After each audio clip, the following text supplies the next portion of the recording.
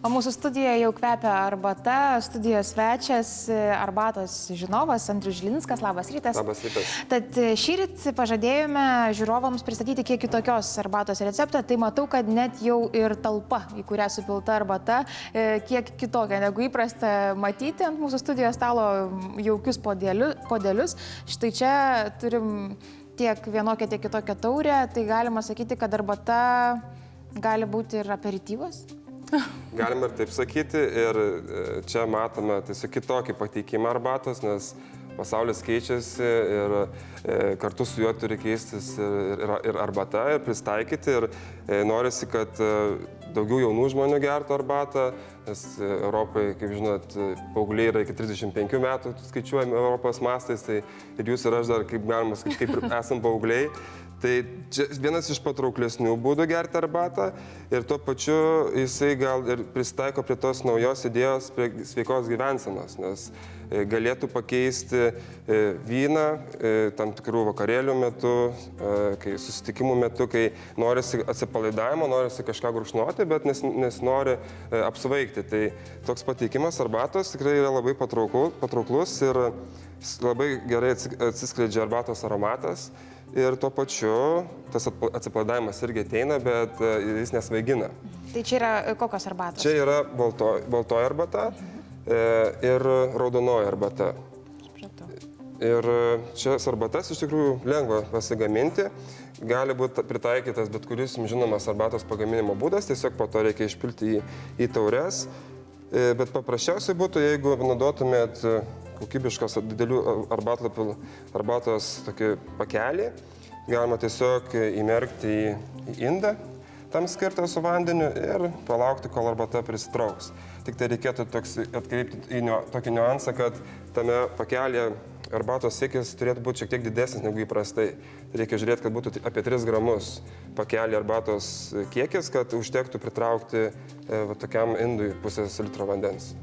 Na gerai, čia tokia, pavadinkim, paprastesnė tendencija. Na tokia sudėtingesnė tendencija, kurią tenka stebėti, tai nuo visokiausių čai lačių iki arbatos kapučino. Kokia čia mada įsiveržusi į arbatos pasaulį? Tai arbata irgi nori pristaikyti, ar tiesiog tie žmonės, kurie yra arbatos fanai, nori pristaikyti, kaip ir minėjau, prie jaunimo ir kodėlgi negalima būtų padaryti arbatos kapučino, arbatos latenės. Naudojant tuos pačius principus, naudojant vietoj kavos pupelių arbatą, tai mes galim pabandyti ir pasigaminti tokį gėrimą. Tai tam arbatai pagaminti geriausia yra naudoti mačą arbatą, miltelius, todėl kad tiesiog bus daug paprasčiau tą padaryti, nes kitu atveju reikėtų padaryti užpilą, jį po to nupilti. Tai plus, jeigu norit, kad arbatos kapučino tonizuotų, lygiai taip pat kaip kavos kapučino, tai reikia būtinai naudoti mačą arbatą. Kiek jos reikėtų dėti? Apie 2 gramus. Aš tuo pačiu jungsiu pieno plakiklį. Pieną po to pradėsiu galima išplakti ir tokiu įrenginiu. Toks buitinis, galima ir tokių nusipirkti, yra įvairių tų įrenginių pienui plakti, tai įmame apie gramą mačą arbatos, galim paprastai su šaukšteliu, nebūtina turėti tokios amunicijos plačios, įpilame šiek tiek vandens, apie 15-20 ml. Tai trečdalis podelio, ar ne tokio? Ja, kažkur toks podelis ir tada reikėtų turėti šluotelę išplakti arbatai. Nes kitu atveju nepavyks, kitu atveju tie arbatos mačios grūdeliai sulips ir jums neišeis jų išsklaidyti. Tai reikėtų išplakti su šluotele arbatą ir taip, kol gausis tokia puta, nes tradiciniu būdu taip jau ir gertumėme mačią arbatą. Tiesiog gražiai išplakame, kol atsiranda puta, nes puta priduoda tokio minkštumo, mačia nebus tokia intensyvi. Tada tą gėrimą supilam į puodelį mums patinkantį. Jeigu nežinočiau, sakyčiau, želmenų sultis. Taip, gal kažko primena. Ir tada įpilam išplaktą pieną ir gausime arbatos kapučiną. Jisai gal šiek tiek atrodys taip. Spalvos. Atrodys kaip su kokiu sirupu, mėtų.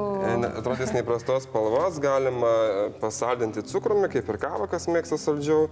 Ir tas arbatos kapučino lygiai taip pat tonizuos. Tiesiog gal šiek tiek skirtingai tonizuos. Jisai neduos iš karto tokio efekto kaip kava, bet palaipsniui efektas didės ir to energijos užteks ilgiau negu iš kavos kapučino. Artėja šventės, negaliu nepaklausti, kokios arbatos jūsų nuomonė tiktų šventiniam stalui arba kaip dovana? Šventiniam stalui tiktų, kadangi žiema norisi ryškesnių skonių, tai arbatos su tokios stipresnių skonių. Ir ypač su cinamonu, su migdolais, su citrina, tos, kurios yra šiek tiek sunkesnės. Ir dovanom, jeigu dovanot, tai priklauso vyrai ar moteriai. Jeigu žmogus yra, jeigu žinot, kad yra arbatos mėgėjas, tai reikėtų paieškoti tokių subtilesnių arbatų, ulongų, galbūt iš Nepalo arbatos įdomesnės. O jeigu žmogus yra klasikinis arbatos mėgėjas, tai galima vyrui dažniausiai pirkti juodą arbatą, tiesiog Ceiloną arba Asamą, Gold Asamą arba Earl Grey arbatą, dauguma vyrų mėgsta. Moterim galima pirkti žalią arbatą, labiau jos dažniausiai mėgsta. O jeigu taip jau tiesiog nerizikuojant, galima pirkti baltąją arbatą, nes tokia yra labiausiai demokratiška. Kaip ši, ar ne? Kaip ši arbata.